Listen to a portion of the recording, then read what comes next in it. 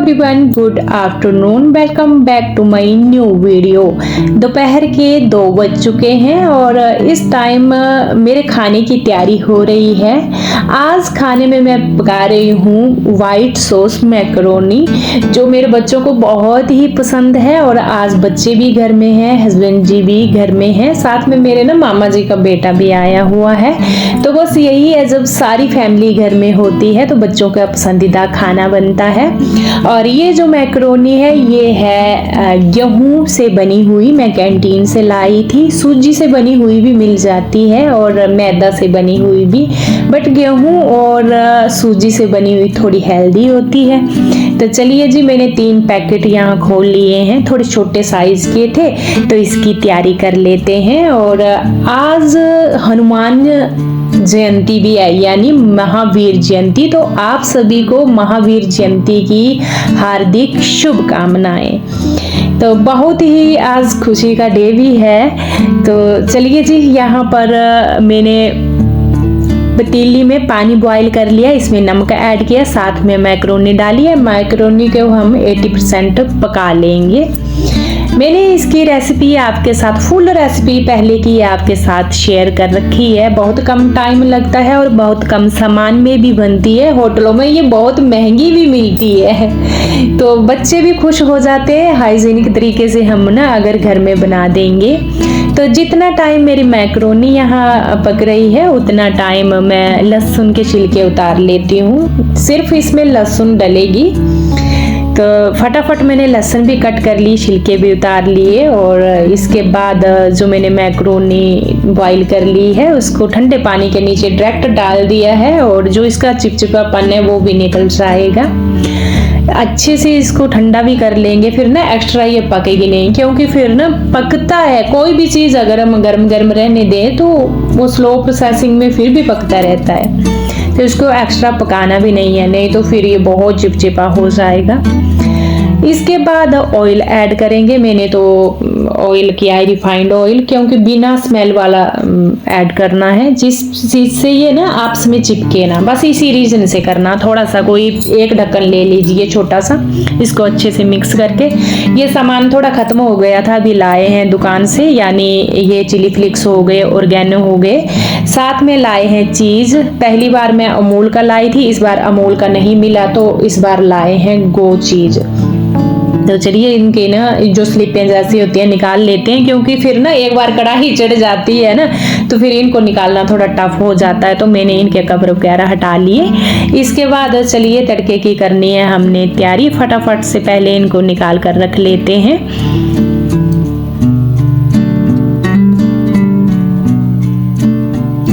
कढ़ाई में मैंने घी डाला है, आपके पास अगर बटर होगा बटर डाल सकते हैं, बट घी में भी बहुत टेस्टी है। उसके बाद मैदा, और उसके बाद थोड़ा समय विस्पर की सहायता से अच्छे से हिला करके फिर बाद में डालूंगी मैं लहसुन, क्योंकि लहसुन ना हमारी देसी लहसुन है और वो थोड़ी नहीं सूखने की कगार पर है, तो बहुत जल्दी सूख जाती है। मैंने इसी रीजन से लहसुन को थोड़ा सा बाद में डाला। अगर आपके पास फ्रेश लहसुन है बिल्कुल कच्ची वाली, तो उसको आप डायरेक्ट घी या मक्खन में ऐड करें, उसके बाद मैदा ऐड करें। तो चलिए जी, इसको भून लेते हैं अच्छे से। और इसको जब ना ब्राउन कलर हो जाएगा तो धीरे धीरे दूध डालेंगे, और दूध डालने के बाद इसमें डलेगा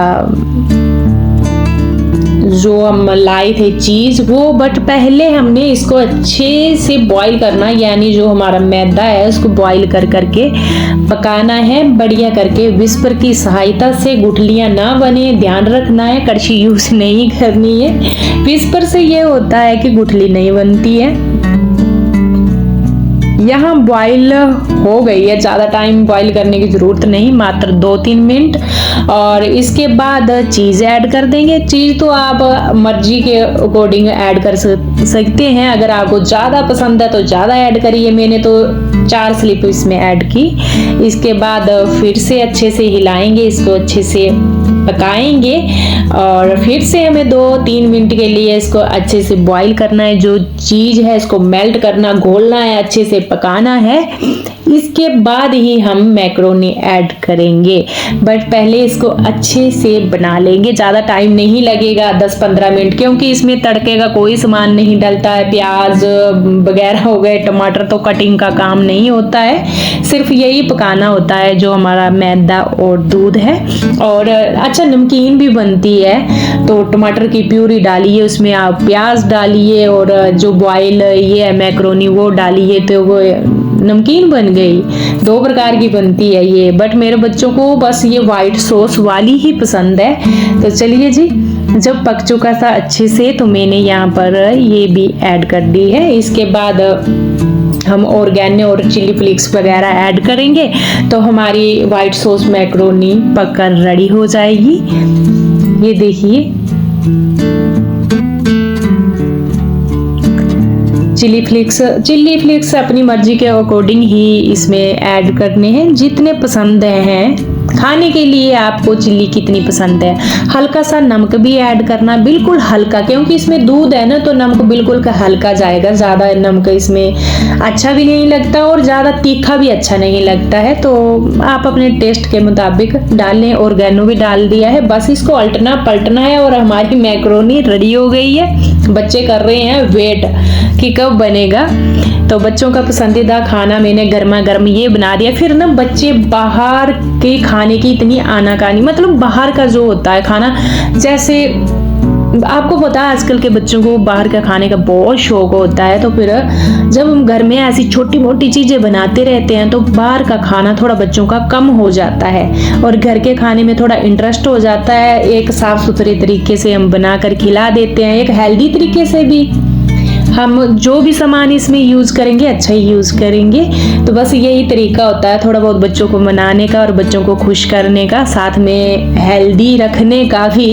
तो चलिए जी, यहाँ पर मैंने फटाफट से प्लेटें लगा दी हैं। प्लेटें लगेंगी गर्मा गर्म, क्योंकि फिर ना ठंडी होने पर ये बहुत ही जल्दी चिपचिपी होती है। बस पकी और प्लेटों में सर्व करो, जब खानी है तभी ये पकानी है। तो यहाँ पर मैंने 5 प्लेटें लगा दी हैं। चलिए जी, इसमें थोड़ा सा ऑर्गेनो और चिली फ्लेक्स मैं ऊपर से ऐड करूंगी। एक प्लेट में मैंने ऑर्गेनो और चिली फ्लेक्स डाल दिया है, बाकी की ऐसे ही रहने दी है। बच्चे अपनी मर्जी से डाल लेंगे, क्योंकि इनको ना फिर अपनी मर्जी से ही पसंद है। तो चलिए बारी बारी प्लेटें रखते हैं। यहाँ बैठ कर खाना टेबल में कि नीचे?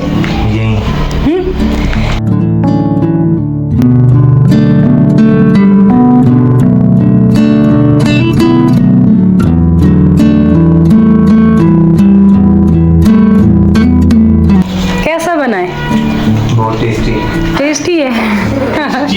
मैंने सोचा आदित्य आया, मैं इसको टेस्ट कराती हूँ अपने हाथों का वाइट सॉस पास्ता। तो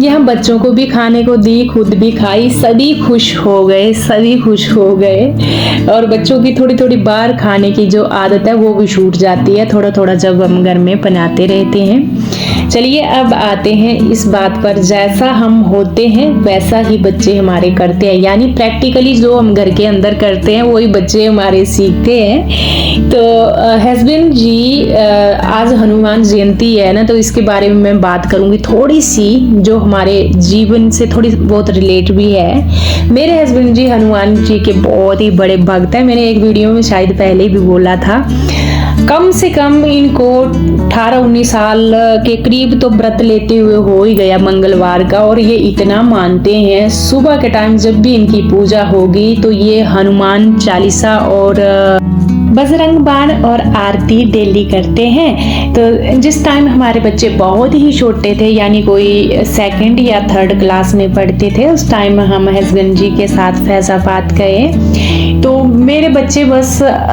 सुनते थे अपने पापा को, क्योंकि सुबह वो डेली सुबह उठकर यही हनुमान चालीसा और बजरंग बाण आरती डेली इनकी रूटीन थी। मेरे बच्चों को इतनी हिंदी अच्छे से पढ़ना नहीं आती थी। आपको पता है इंग्लिश मीडियम स्कूल के जो बच्चे हैं, मैं फिर ज़्यादा नहीं बोलूँगी, आप खुद ही समझ आइए। थोड़े छोटे भी थे ये। और उस टाइम इन्होंने सुन कर ही इनके दिमाग में ऐसा बस गया कि सुबह ही मॉर्निंग टाइम बस आ जाते थे 6:30 बजे, क्योंकि आपको पता है जो बड़े शहर होते हैं उनमें ना 7 बजे स्कूल लग जाते हैं। तो उस टाइम ये नहा करके सुबह सुबह डेली दोनों भाई मंदिर के आगे बैठ करके एक बराबर बिना पढ़े मुख जुबानी हनुमान चालीसा, बजरंग बाण और आरती तीनों करते थे ये। उसके बाद इन्होंने थोड़ा थोड़ा खाना खाना और 7 बजे स्कूल जाना। ऐसी इनकी रूटीन बन गई थी। और ये रूटीन कैसे आई थी आप खुद ही सोचिए, जब इनको पढ़ना ही नहीं आता था। इन्होंने अपने पापा जी से ही सीखा, क्योंकि डेली घर के अंदर ये चीज होती थी। तो ये भी एक होता है, जैसे हम पेरेंट्स जो घर के अंदर प्रैक्टिकली करते हैं वही बच्चे हमारे सीखते हैं। तो मेरे बच्चों के अंदर ना ये चीज शामिल हो गई। और इसके बाद हम गाँव आए तो मैं अपने मम्मी जी के घर गई, वहाँ मेरे नानी जी आए हुए थे। तो मेरे बच्चे सुबह ही जब जगे तो इन्होंने बस तीनों बराबर गाए हनुमान चालीसा और आरती, साथ में बजरंग बाण। और मेरी नानी ने जब सुना, नानी जी ने, वो हैरान चले गए। बोला इतने छोटे बच्चे कहाँ से आया, इनको कहाँ से सीखा, ये कैसे बोल लेते हैं। तो ये चीज होती है जो पेरेंट्स करते हैं वही बच्चे हमारे से सीखते हैं। और हमारी ज़िंदगी भी कुछ आसान नहीं थी, हमने भी 0 से ही शुरू किया। प्लेट में सजा सजाया तो हमें कुछ भी नहीं मिला। मैं एक शब्द में बोलना चाहूँगी, आप खुद ही समझ जाइए कि जो खाना खाने की थाली होती है उसको खरीदने से लेकर के अभी तक का सफ़र हमारा खुद का रहा। बहुत स्ट्रगल किया, पीछे की जो यादें हैं उनको मैं ताज़ा नहीं करना चाहती हूँ। जो अभी का समय है उसको एंजॉय करो। बहुत बड़ा हाथ रहा है हमारा बजरंगबली का। मैं अगर बोलूँ हर एक जगह साथ देते हैं और मेरे हस्बैंड जी उनको बहुत ही ज़्यादा मानते हैं।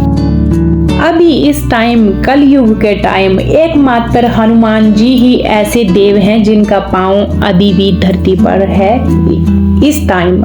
और दूसरी बात रही बाल्यावस्था में, इन्होंने सूरज को ही निकल लिया था। जब वे बचपने में थे छोटे से, पूरे ब्रह्मांड में अंधेरा हो गया था, बड़े बड़े शक्तिमान त्राहिमाम मच गया था पूरे ब्रह्मांड में। तो ये कोई कम शक्तिमान नहीं है, इनकी छोटी सी एक दृष्टि भी हमारी जिंदगी को संवारने में बहुत है। तो बस हम सुबह के टाइम तो हमारे घर में हनुमान चालीसा होती ही है, चाहे कुछ भी हो जाए। अगर किसी कारणवश मेरे को डायरेक्ट किचन में जाना पड़े तो बच्चे, हस्बैंड जी, हमारे घर में गुणगान होता ही है।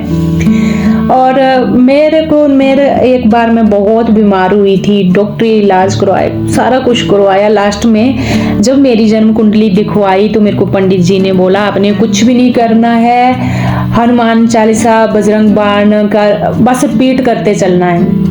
जब आपको टाइम लगे मुंह से बोलते चलो, खाना बनाते बोलते चलो, बैठे हुए हैं बोलते चलो। और मैंने अपनी लाइफ में ऐसा ढाला कि आप पूछिए मत। अभी जो मेरे को माइग्रेन की प्रॉब्लम है ना, मैं आपको बोलती हूँ माइग्रेन की प्रॉब्लम है, महीने के एक आधे बार मेरे को बहुत जोर की दर्द पड़ती है। ये एक बहुत भयंकर बीमारी थी, बहुत भयंकर। मैं 15-15 दिन सो नहीं पाती थी, इतनी भयंकर बीमारी थी जो अभी बहुत कम हो गए, कम क्या खत्म ही हो गई है। तो इतनी शक्ति है, इतनी शक्ति है एक हनुमान चालीसा और बजरंग बाण में। आज हनुमान जयंती के ऊपर मैंने कुछ एक किस्से अपनी लाइफ के शेयर किए जो हमारी लाइफ से थोड़ा बहुत रिलेट करते थे, हमने फील किए।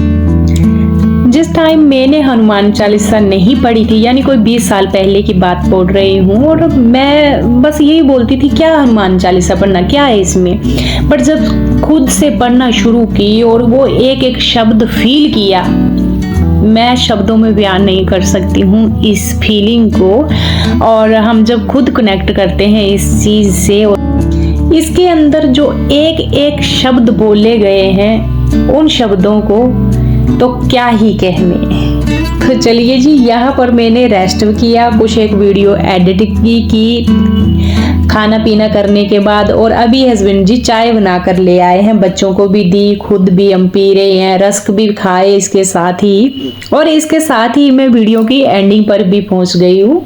कल मिलूंगी आपसे, तब तक के लिए bye bye and take care.